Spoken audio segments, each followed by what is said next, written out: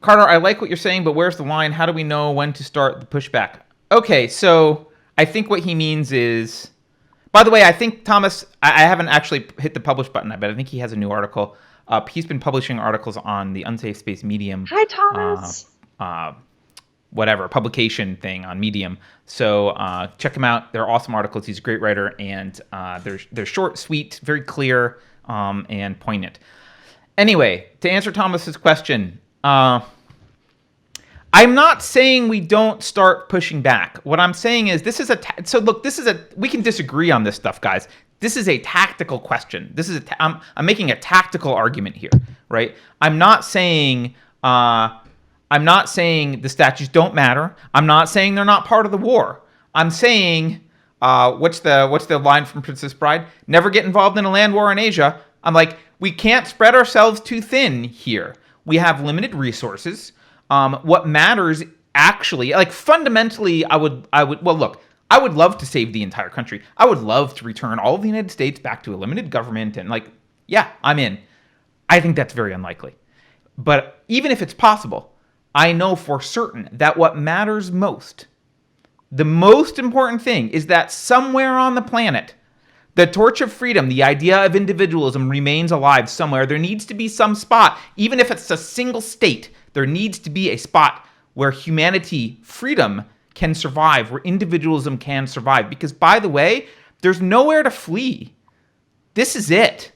It's not like you can go to, you go to New Zealand and it's more free. It's not. There's no other country to go to.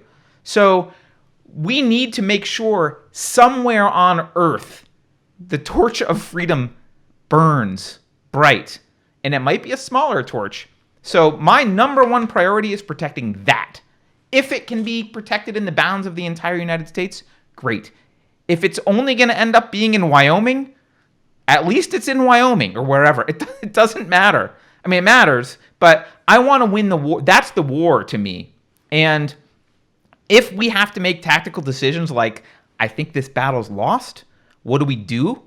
I think we need to make those tough decisions. And I would argue, I am arguing, that getting into battles about statues all around the country that the crazy left is ripping down is kind of a distraction. Because it spreads us thin. We're going to be arguing over this detail, which isn't actually the crux of what they're doing. We should be, I would choose to, voice some opposition so people can see there's some opposition. They're going to win anyway, eventually. They're going to win. They have control over the local governments. They've got control. They're going to do it at night when no one's watching. They're going to win. They're going to tear the statues down. So, sure, voice a little bit of opposition. They're going to tear the statues down, but put your effort into showing people how evil this ideology is and how much of a threat it is to freedom, and figuring out and waking people up philosophically and explaining to people that, look, they're coming for you, right? Today it's the statue in my town. Tomorrow it's the statue in your town. Then it's your kid's school. Then you're going to get on a boxcar, whatever it is. It's not far-fetched that it will get to that point. But that's why I think people are having trouble understanding, or at least I'm having trouble understanding what you mean about let them take the statues, because what's coming next. And you're right. It will end up with this ideology always ends with mass murder. It's not a let them. This is like standard battle strategy discussion. Do we cede this territory over here so that we can protect this territory? We have limited resources. That territory is lost. We're going to lose the statues, people. Okay. Lose them. Focus on something else. You got limited time and resources in your life. Focus on something else. Figure out where to move. Take over a state. Do something, right? That's not fighting statues in every little town. That is a losing battle, and ultimately, it's a waste of your resources. That's my view. You can disagree with me. We're still on the same side. This is a tactical discussion about. And so when Thomas, you're saying where do we draw the line?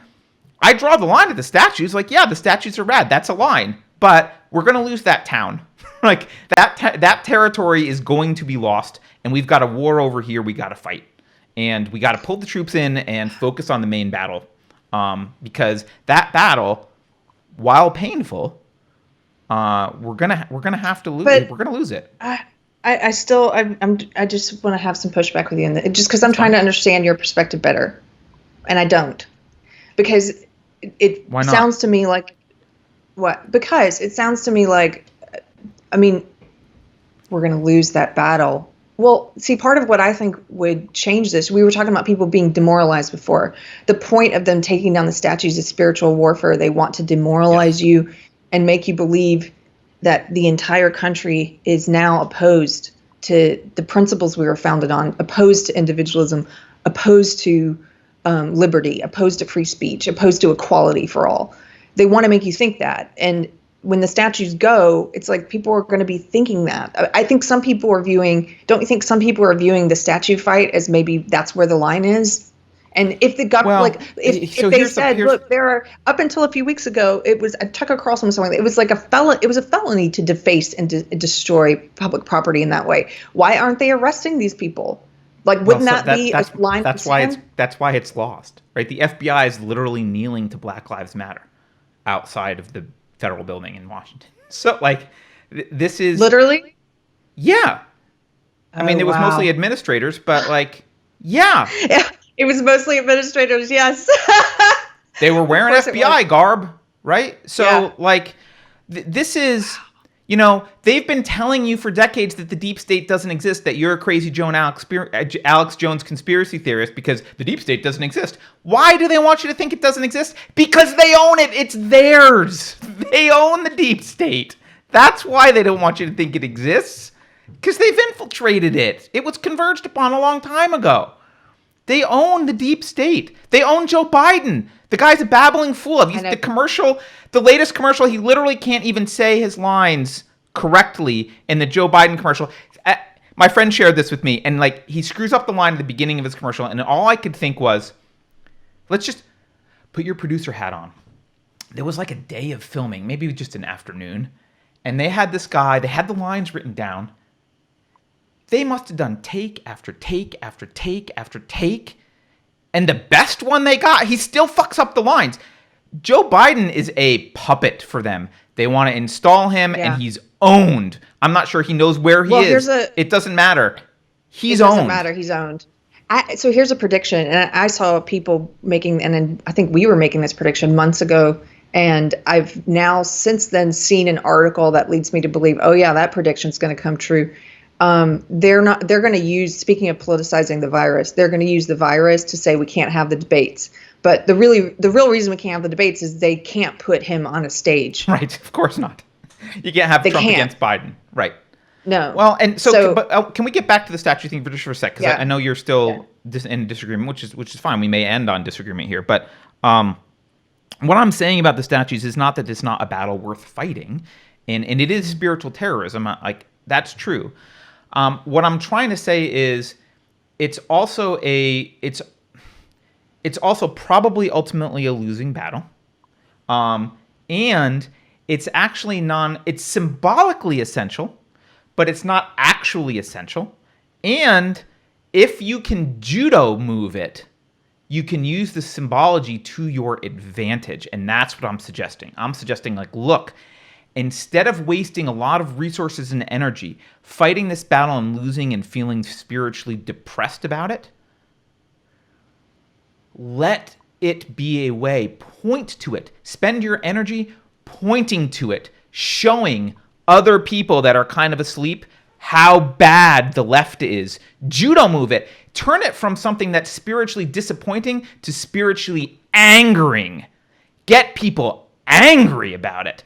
That, like, it's going to happen. Instead of making it a battle that you lose, make it a demonstration of how evil the enemy is and point out why they're doing it and what their ideology is. Use it to anger the right people instead of depress them. I'm suggesting, and I'm not a tactical expert. Someone suggests we should read The Art of War. It's been decades since I read The Art of War, right?